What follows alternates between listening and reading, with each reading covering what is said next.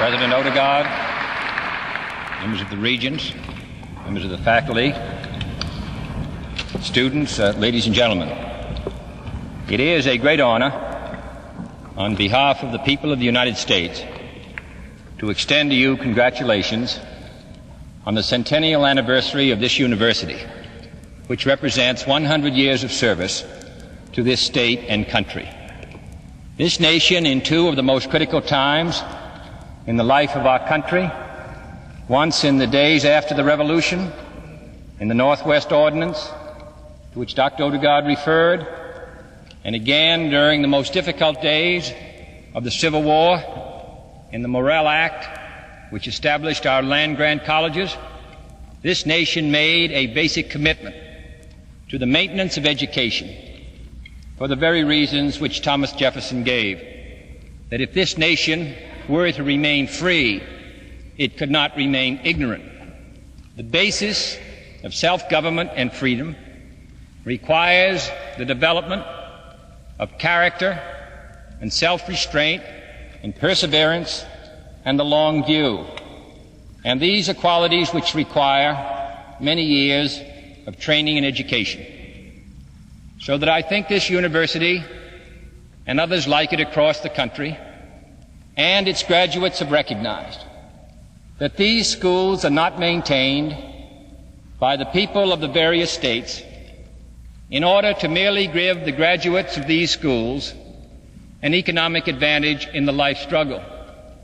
Rather, these schools are supported by our people because our people realize that this country has needed in the past and needs today as never before educated men and women who are committed to the cause of freedom. So for what this university has done in the past and what its graduates can do now and in the future, I salute you.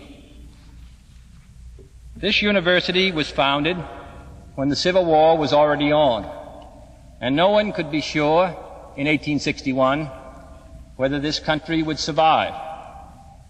But the picture which the student of 1961 has of the world, and indeed the picture which our citizens have of the world, is infinitely more complicated and infinitely more dangerous. In 1961, the world of relations of this country have become tangled and complex. One of our former allies has become our adversary, and he has his own adversaries who are not our allies. Heroes are removed from their tombs, history rewritten, the names of cities changed overnight. We increase our arms at a heavy cost, primarily to make certain that we will never use them. We must face up to the chance of war if we are to maintain the peace. We must work with certain countries lacking in freedom in order to strengthen the cause of freedom.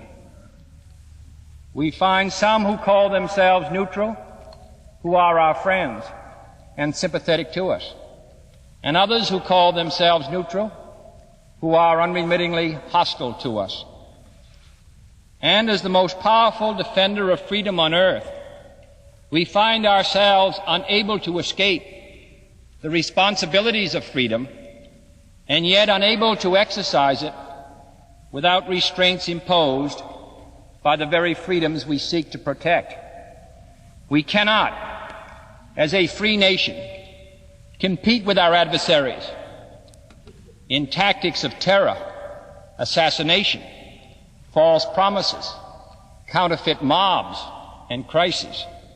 We cannot, under the scrutiny of a free press and public, tell different stories to different audiences, foreign and domestic, friendly and hostile. We cannot abandon the slow process of consulting with our allies to match the swift expediencies of those who merely dictate to their satellites. We can neither abandon nor control the international organization in which we now cast less than 1% of the vote in the General Assembly.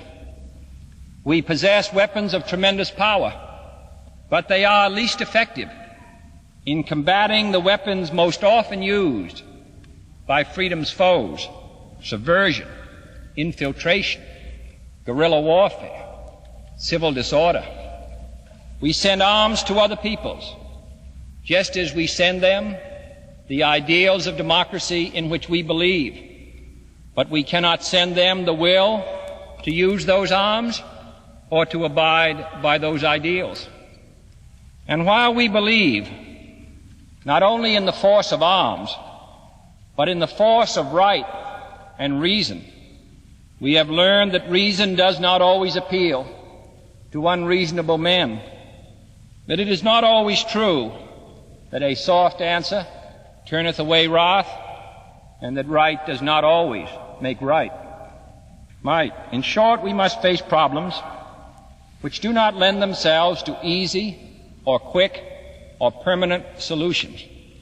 And we must face the fact that the United States is neither omnipotent nor omniscient, that we are only 6% of the world's population, and that we cannot impose our will upon the other 94% of mankind, that we cannot right every wrong or reverse each adversity, and that therefore there cannot be an American solution to every world problem. These burdens and frustrations are accepted by most Americans with maturity and understanding. They may long for the days when war meant charging up San Juan Hill, or when our isolation was guarded by two oceans, or when the atomic bomb was ours alone, or when much of the industrialized world depended upon our resources and our aid. But they now know that those days are gone, and that gone with them are the old policies and the old complacencies. And they know, too, that we must make the best of our new problems and our new opportunities, whatever the risk and the cost. But there are others who cannot bear the burden of a long twilight struggle. They lack confidence in our long-run capacity to survive and succeed, hating communism, yet they see communism in the long run perhaps as the wave of the future. And they want some quick and easy and final and cheap solution now. There are two groups of these frustrated citizens, far apart in their views, yet very much alike in their approach.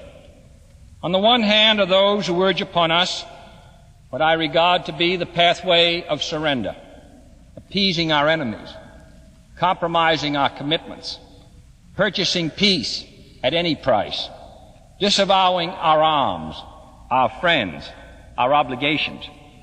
If their view had prevailed, the world of free choice would be smaller today.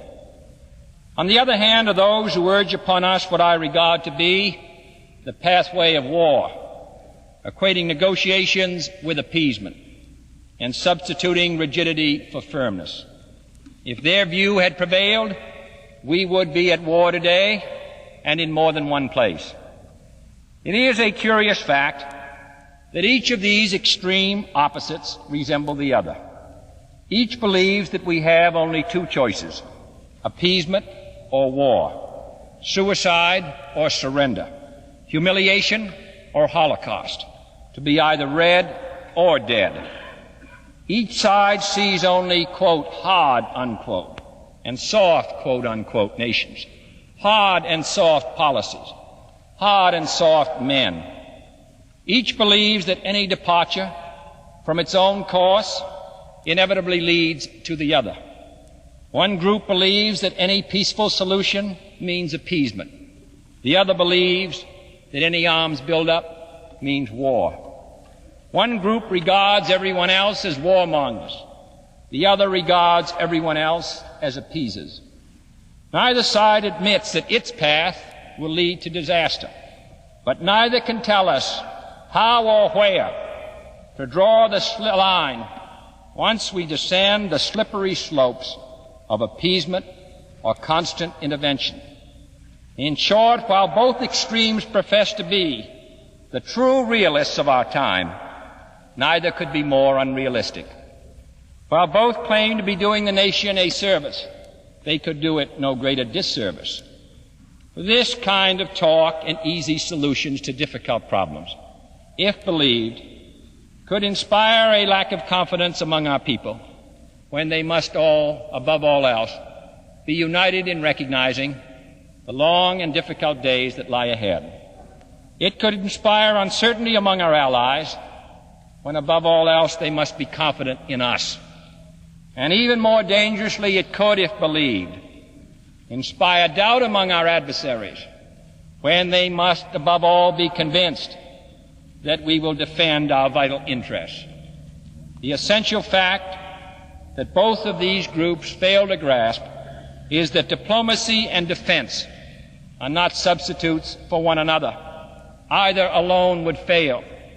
A willingness to resist force, unaccompanied by a willingness to talk, could provoke belligerence. Well, a willingness to talk, unaccompanied by a willingness to resist force, could invite disaster. But as long as we know what comprises our vital interests and our long-range goals, we have nothing to fear from negotiations at the appropriate time and nothing to gain by refusing to take part in them. At a time when a single clash could escalate overnight into a holocaust of mushroom clouds, a great power does not prove its firmness by leaving the task of exploring the other's intentions to sentries or those without full responsibility. Nor can ultimate weapons rightfully be employed, or the ultimate sacrifice rightfully demanded of our citizens, until every reasonable solution has been explored. How many wars, Winston Churchill has written, have been averted by patience and persisting goodwill? How many wars have been precipitated by firebrands? If vital interests under duress can be preserved by peaceful means, negotiations will find that out. If our adversary will accept nothing less than a concession of our rights, negotiations will find that out. And if negotiations are to take place, this nation cannot abdicate to its adversaries the task of choosing the forum and the framework and the time.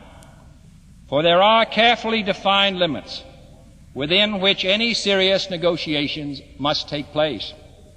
With respect to any future talks on Germany and Berlin, for example, we cannot, on the one hand, confine our proposals to a list of concessions that we are willing to make, nor can we, on the other hand, advance any proposals which compromise the security of free Germans and West Berliners or endanger their ties with the West.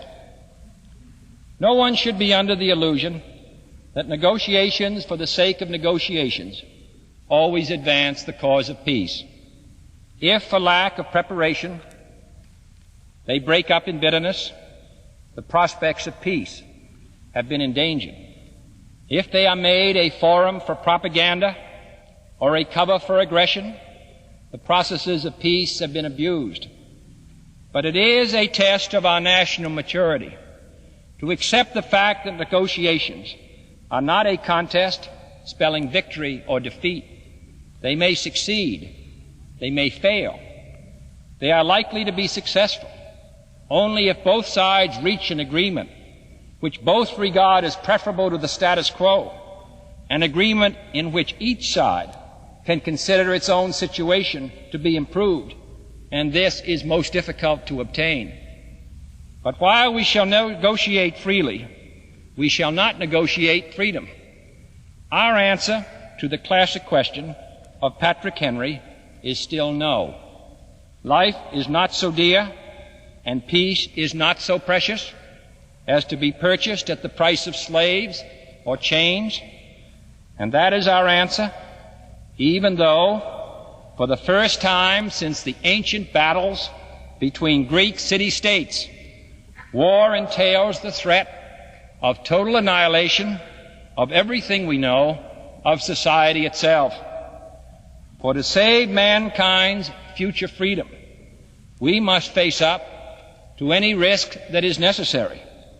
We will always seek peace, but we will never surrender. In short, we are neither warmongers nor appeasers, neither hard nor soft. We are Americans, determined to defend the frontiers of freedom by an honorable peace, if peace is possible, but by arms, if arms are used against us.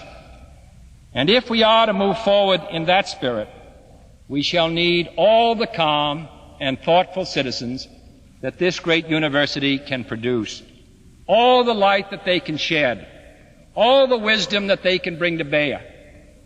It is customary, both here and around the world, to regard life in the United States as easy. Our advantages are many, but more than any other people on earth, we bear burdens and accept risks unprecedented in their size and their duration, not for ourselves alone, but for all who wish to be free. No other generation of free men in any country has ever faced so many and so difficult challenges, not even those who lived in the days when this university was founded in 1861. This nation was then torn by war. This territory had only the simplest elements of civilization, and this city had barely begun to function. But a university was one of their earliest thoughts, and they summed it up in the motto that they adopted: let there be light. What more can be said today regarding all the dark and tangled problems that we face than let there be light? And to accomplish that illumination, the University of Washington shall still hold high the torch.